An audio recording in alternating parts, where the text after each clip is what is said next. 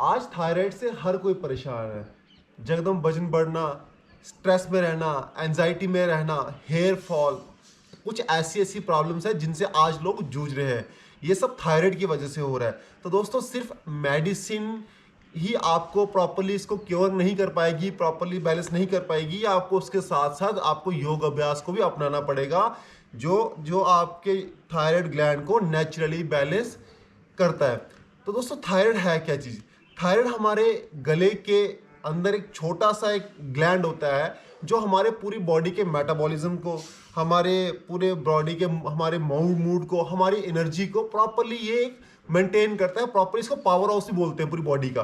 तो जब हम ज़्यादा स्ट्रेस में रहते हैं, स्ट्रेस से हमारी नर्व्स जो है सिकुड़ जाती हैं, तो ये पहला इफेक्ट ही थायराइड ग्लैंड के ऊपर पड़ता है। तो दोस्तों योग अभ्यास से क्या होगा? जैसे आप योग अभ्यास करेंगे, ये आपके गले के थायराइड ग्लैंड की तरफ ज़्यादा ब्लड की सर्कुलेशन करेगा, उसको रिलैक्स करेगा, जिससे आपकी नर्व्स जो है काम होंगी, ब्लड सर्कुलेशन उसमें ज़्यादा होगा और आपका जो थायराइड है वो नेचुरली बैलेंस होना शुरू हो जाएगा। इससे आपका पैरासिम्पथेटिक सिस्टम जो है वो भी एक्टिवेट होगा। तो आज मैं आपके साथ सिर्फ 5 ऐसे योग अभ्यास बताऊंगा जिसको आप निरंतर करते ही आप देखोगे कि आप अपने थायराइड ग्लैंड को जो है वो नेचुरली ही बैलेंस कर पाओगे।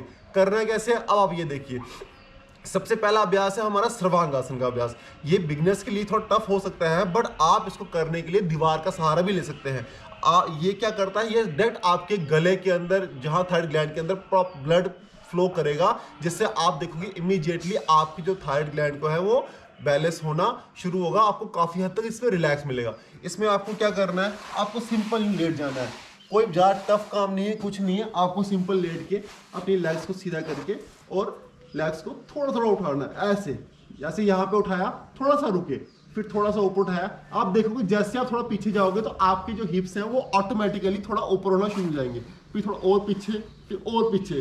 तो फिर क्या करना, आपने अपने हाथों को यहाँ रखना है, ठीक है ना, अपने नितंब पे। जैसे यहाँ पे हाथ को यहाँ पे रखा इस तरीके से, और अपने पैरों को, टांगों को सीधा करना शुरू करना इस तरीके से। ये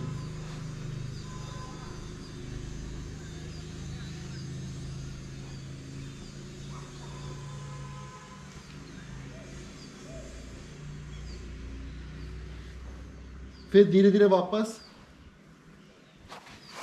इस अभ्यास में आपको 30 से 40 सेकंड रुकना है, तो आप इफेक्ट इसका महसूस कर पाओगे। जो बिगनर्स हैं वो क्या करें? बिगनर्स सिंपल आप दीवार का सहारा लेके भी कर सकते हो। जैसे दीवार है, आप देखिए, मैं सिंपल ऐसे आ जाते हैं तो दीवार के नजदीक आके आप सिंपल पैर रखें इस तरीके से और यूं करें, यूं, बस यूं।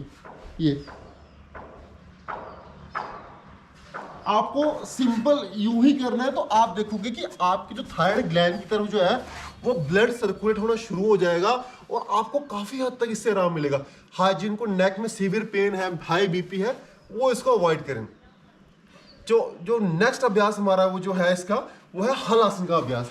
हल आसन आपके थायराइड ग्लैंड को काफी हद तक रिलैक्स करता है, ब्लड सर्कुलेशन इंप्रूव करता है। और आपको क्या करना है? सिंपल वो अपने लेग्स उठानी है और पीछे जाना है, ऐसे पीछे जाके फिर थोड़ा सा ऐसे करके बैंड होना है, थोड़ा फिर थोड़ा फिर थोड़ा, इस तरीके से। ये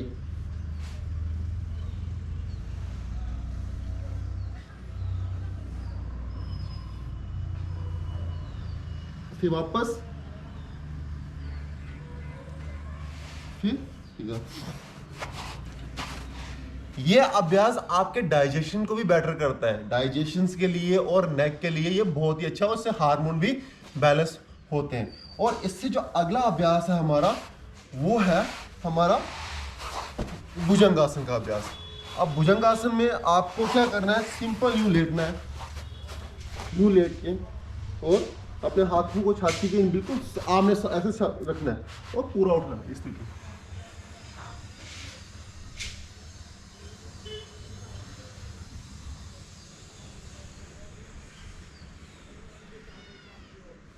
वापस। ये आपके नेक को स्ट्रेच करेगा, आपके हार्मोन्स को बैलेंस करेगा और आपका डाइजेशन भी इससे बेटर होगा। इससे जो अगला अभ्यास जो हमारा है वो है मत्स्य आसन का अभ्यास। अब वो सर्वांग आसन का ही काउंटर पार्ट है। उसमें जो एडवांस है वो एक पद्मासन लगा के किया जाता है। बट अगर आप वो पद्मासन नहीं लगा सकते हैं, पहले मैं आपको बताऊंगा कि आपको पद्मासन लगा के कैसे वो अभ्यास करना है, क्योंकि उस पर वो काफ़ी ज़्यादा इफेक्टिव रहता है। आपको सिंपल अपनी टांगें खोलनी है और एक पैर पद्मासन लगाना है इस तरीके से। ये अब आपने ये लगा लिया। अब मुझे आप साइड से देखिए, ये करके, और फिर आपको यूं ये लेट जाना है। अब लेटने के बाद आपको अपने पाँव के अंगूठे पकड़ने हैं और धीरे धीरे नीचे, जैसे आप नीचे जाएंगे आप देखोगे आपको गर्दन को ऊपर करना है। ये आपको ऐसे होल्ड करना है 30 से 40 सेकंड।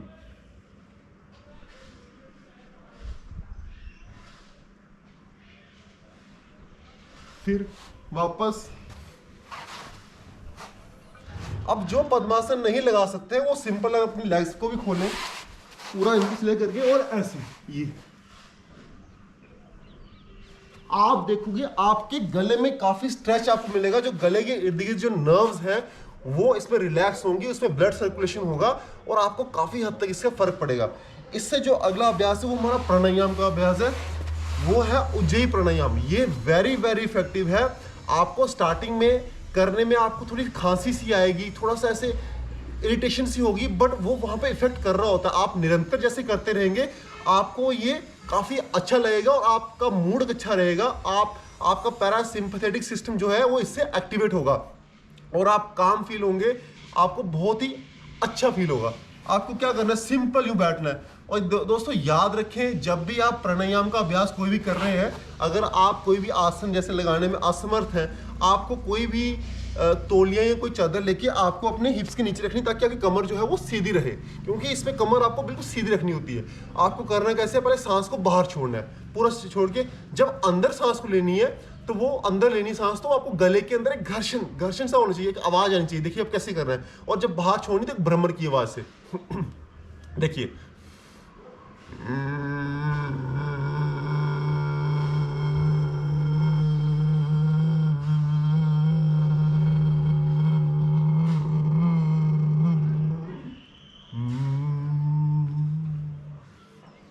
आवाज जो है वो गले से आनी चाहिए।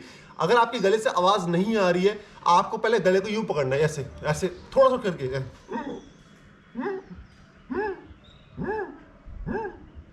ये इसकी प्रैक्टिस होगी। फिर जब आपकी प्रैक्टिस आपकी हो जाएगी इससे अच्छे तरीके से, फिर आपने पूरा सांस को बाहर छोड़ के अंदर लेते समय इसको घर्षण करना है, बाहर लेते समय नहीं, अंदर लेते समय इसको पूरा घर्षण करना है। देखिए एक बार फिर से देखो।